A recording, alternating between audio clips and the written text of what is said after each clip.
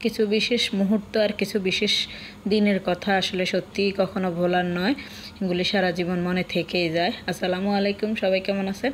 আশা করি আল্লাহর রহমতে সবাই ভালো আছেন। তো এই যে সকালবেলা এখন আমি একটু সুজি ঘি দিয়ে ভাজতেছি। তো আসলে কলা পাউরুটি আছে, তার সাথে আমি চিন্তা করলাম একটু হালুয়া রান্না করি, যেটা খেতে বেশি পছন্দ করবে সে সেটাই খাবে। তো তার জন্যই এটা হালুয়া রান্না করতেছি।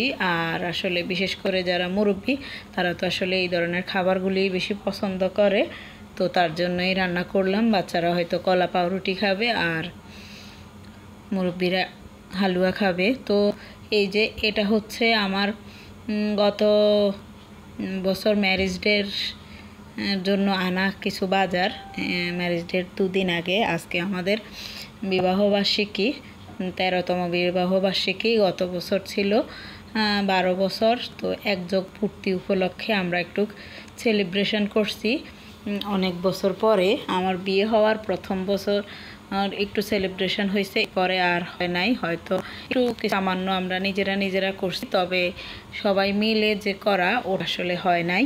এটা গত বছরে হয়েছিল। গত বছর একযুগ পূর্তি উপলক্ষে একটা বছর মানে একটা মানুষের সাথে একটা মানুষ একটা যুগ কাটিয়ে দিল, তার জন্য একটু সেলিব্রেশন হয়েছে, কোনো ঝামেলা ছাড়া, কোনো জটিলতা ছাড়াই। তো তার জন্য চিন্তা করলাম একটু যে সেলিব্রেশন করি। তখন কিন্তু সেলিব্রেশন হয়েছিল আর এই বাজারগুলি আনছিল। আসলে তখন কিন্তু আমি আসলে পেজটা খুলছিলাম, কিন্তু তখন আমি আসলে বড় ভিডিওগুলি সুন্দর করে কীভাবে দেয় ওইগুলি শিখি নাই। তো তার জন্য আসলে এই ভিডিওগুলি দিতে পারি নাই, তবে এই ভিডিওগুলি রয়ে গেছে। তো আমার ভাইয়ের ছেলেটাও আসলে বাজার দেখে বাজারের সামনে বসে বাজার সবগুলি নিয়ে অনেকটা নাড়াচাড়া করতেছিল, এটা নিয়ে ওটা নিয়ে টানাটানি করতেছিল, আর ওর মজাও আমরা দেখতেছিলাম।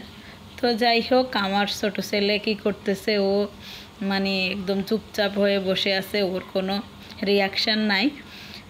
তো এই যে এবার এখানে একটু ঘর সাজানো হইতেছে, ঘরটা সাজিয়েছে। আর এই ভিডিও ক্লিপটা সামান্য ছিল।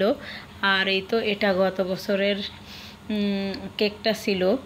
তো আর আমাকে একটা শাড়ি গিফট করছিল। আসলে ওই শাড়িটার একটা ছবি উঠিয়ে যদি আপনাদেরকে দেখাতে পারতাম তাহলে হতো।